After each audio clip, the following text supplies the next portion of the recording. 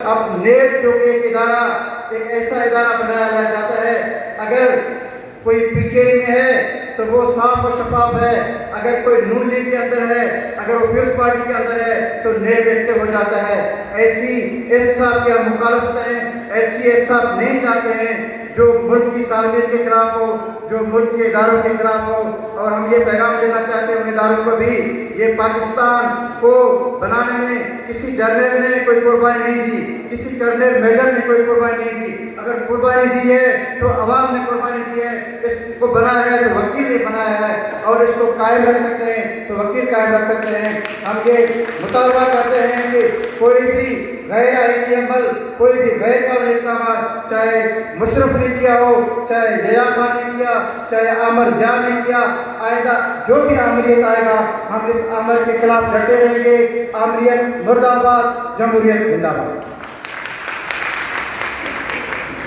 کہ ہماری عدلیہ کے وہ ججز جن کو جرت کے ساتھ، حوصلے کے ساتھ، ایمانداری کے ساتھ اپنے فرائض سر انجام دینے چاہیے تھے، آج مختلف قسم کے خاموش دباؤ کا شکار ہیں، نہ اپنی زبان سے اظہار کرتے ہیں اور نہ اپنے کردار سے وہ حق ادا کرتے ہیں۔ اگر یہ معاملات اسی طرح چلتے ہیں، جس ملک کے اندر آئین اور قانون کی بالادستی نہیں ہوتی وہ ملک قائم نہیں رہتا، جس معاشرے کے اندر انصاف نہ ہو وہ معاشرہ قائم نہیں رہتا۔ اور اگر ہم نے ان اداروں کی حفاظت کے لیے اپنا کردار ادا نہ کیا تو پھر اس ملک کو کوئی نہیں بچا سکے گا۔ مجھے ایسا محسوس ہوا آج کی یہ ملک ہے تو ہم ہیں، یہ ملک ہے تو عدلیہ ہے، یہ ملک ہے تو یہ فوج ہے۔ اگر یہ ملک نہیں رہے گا تو پھر کچھ بھی نہیں بچے گا، نہ کسی کے پلاٹ رہیں گے، نہ کسی کی جائیدادیں رہیں گی۔ اس لیے ہم اس بات کا مطالبہ کرتے ہیں کہ ججز کو پریشرائز کرنے کے لیے جس طرح کے غیر قانونی، غیر آئینی ریفرنس بنائے جا رہے ہیں، اور اس کی تازہ مثال آپ کے سامنے ہے کہ شوکت عزیز صدیقی کو زبان کھولنے پر اپنی سیٹ سے معزول کر دیا گیا، اور جس وقت شوکت عزیز صدیقی پر مقدمہ چل رہا تھا ہمارا میدان مسلطی جاتا تھا، اور اسی شہر لاہور کے اندر انٹرا پروونشل بار کونسل کی کمیٹی کے اندر ہم نے اس بات کا مطالبہ کیا تھا کہ یہ آخری ریفرنس نہیں ہے، آئندہ ریفرنس سپریم کورٹ کے جج کے خلاف آ رہا ہے، اور اس وقت بھی ہم نے نشاندہی کی تھی کہ وہ ریفرنس قاضی فائز صدیقہ کے خلاف ہے، لیکن اس بات پر توجہ نہیں دی گئی۔ ہمارے نمائندوں نے بھی جس حد تک اس خطرے کو بھاگنا چاہیے تھا اس کو روکنے کی کوشش نہیں کی ہے۔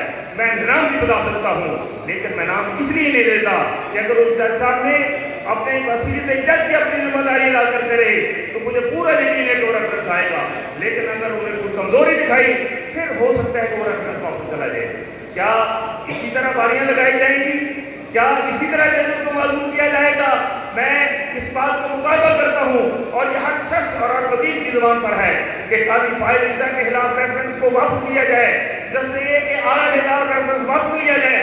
اور ججز کی تعیناتی کے حوالے سے ہماری عدلیہ کے اندر ہمارے وکلا نمائندے موجود ہوتے ہیں، ان کی آواز کو قابلیت نہیں دی جاتی، ان کو ایجنڈا پہلے نہیں دیا جاتا، عین وقت پر بتایا جاتا ہے کہ یہ لوگ ہیں، ان کے نام سے ڈیل نہ تھا۔ انہوں نے کہا میں صرف چائے کا کپ پینا چاہتا ہوں۔ چائے کے کپ پر اکٹھے ہوئے، جب بات چیت ہوئی تو ایوب خان صاحب نے کہا کہ حکومت کی کچھ مجبوریاں ہوتی ہیں، محل اعلیٰ عدلیہ کے جج صاحبان کو ان پرابلم کو بھی مد نظر رکھنا چاہیے۔ جسٹس احمد کیانی مرحوم اللہ ان کے درجات کو بلند کرے کھڑے ہوئے، انہوں نے کہا جس معاہدے کے تحت ہم یہاں اکٹھے ہوئے ہیں اس کی خلاف ورزی کی جا رہی ہے۔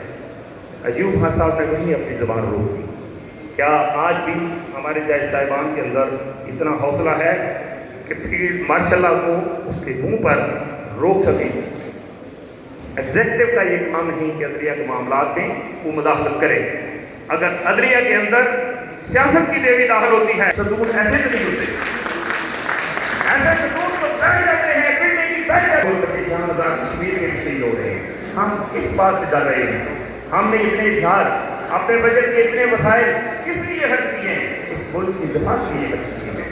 آج انڈیا نے آئین کے آرٹیکل 370 اور 35A کو تبدیل کرنے کے بعد کشمیر کی حیثیت کو تبدیل کر دیا ہے، یونائٹڈ نیشن کی قراردادوں کی مخالفت کی ہے، لیکن ان حالات میں بھی किस डर और खौफ के साथ हम कश्मीर के अंदर ना खुद जाते हैं, ना अपने नौजवानों को जाने देते हैं, ना हमारी फौज को जाने की इजाज़त है। सदर पाकिस्तान कहते हैं जिसने एलओसी की तरफ मुंह किया वो कश्मीर का दुश्मन होगा,